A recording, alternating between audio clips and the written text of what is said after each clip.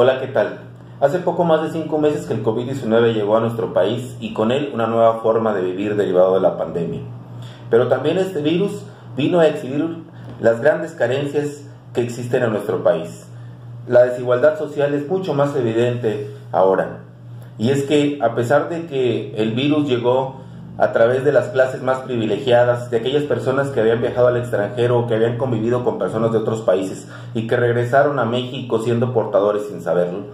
la realidad es que el COVID encontró su espacio, su campo de cultivo entre las clases más desfavorecidas.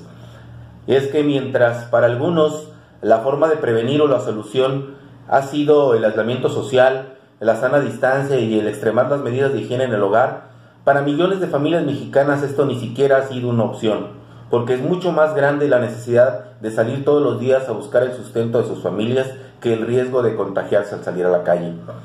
Porque mantener la sana distancia es mucho más complicado en aquellas localidades más densamente pobladas, porque el acceso al agua potable sigue siendo un problema mayor para millones de familias, y mucho más lo es el tener todo lo necesario para sanitizar el hogar. México es un país donde hoy es mucho más evidente que el trabajo informal y el trabajo eventual es el modo de vivir de millones de familias, donde 12 millones de mexicanos se han quedado sin recibir ingresos. Un país en el que, de acuerdo a Carlos Ursúa,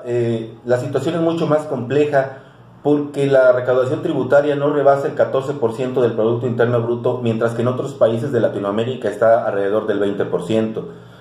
De acuerdo al mismo Ursúa, la inversión que se esperaba que en este gobierno llegara alrededor del 25% del PIB,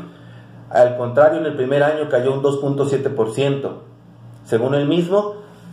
podrán existir algunos fondos como el de estabilización de los ingresos estatales y algún otro fondo federal que sumados llegarán a unos 200,000 millones de pesos y que podrán ayudarnos a sobrellevar más o menos esta situación económica durante algunos 3 meses, pero hasta el momento no vemos alguna estrategia o no vemos la luz para que en ese tiempo podamos estar en mejores condiciones. México es el mejor ejemplo de la mala preparación y la mala actuación ante la pandemia. Hay cada vez más evidente una falta de comunicación entre el titular del Ejecutivo, los titulares de las diferentes secretarías e incluso los legisladores del partido en el gobierno. Ya nos acostumbraron cada mañana a regaños del presidente hacia sus colaboradores, donde hay contradicciones, donde de un día a otro, de una semana a otra se cambian los discursos, los planes, las estrategias, las fechas. Un ejemplo de esto claro es, por ejemplo, en algo tan importante como el tema educativo, donde vemos que Esteban Moctezuma Barragán parece que no tiene ninguna comunicación con el titular de salud, o que ni siquiera lee los avances diarios o los reportes diarios del avance de la pandemia en nuestro país, porque de una semana a otra se cambian fechas, se cambia la estrategia y se cambian los discursos.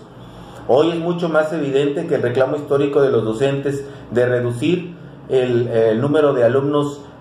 por grupo les da la razón a los maestros, porque ese es uno de los puntos principales que está limitando la posibilidad de que en el corto plazo podamos regresar a clases presenciales, porque no hay las condiciones de infraestructura. Ha sido exhibido el sistema educativo mexicano en cuanto a infraestructura y planeación. Es cierto que, de acuerdo a las estadísticas del INEGI, el 70% de las familias mexicanas tienen acceso al internet, pero hoy nos damos cuenta y comprobamos que no lo tienen ni en la cantidad, ni en la calidad, ni en la manera que se requiere para que 30 millones de estudiantes puedan recibir clases virtuales todos los días. Ese es solo un ejemplo de lo que pasa en un país en el que pareciera que todos los días estamos reaccionando al desarrollo de la pandemia, porque no hay un plan que se anticipe y que nos garantice que en el corto o mediano plazo vamos a estar en mejores condiciones. Ojalá y nuestras autoridades se dejen de ocurrencias y se pongan a trabajar en conjunto, y pronto veamos la luz para la reactivación económica, para mejorar las condiciones de desigualdad social y para que todos los ámbitos de nuestro país nos permitan estar en mejores condiciones. Pero en fin, esa es mi opinión, y aquí, como siempre decimos, lo importante es saber qué opina usted. Nos vemos en la próxima. Te recomendamos suscribirte a nuestro canal de YouTube y activar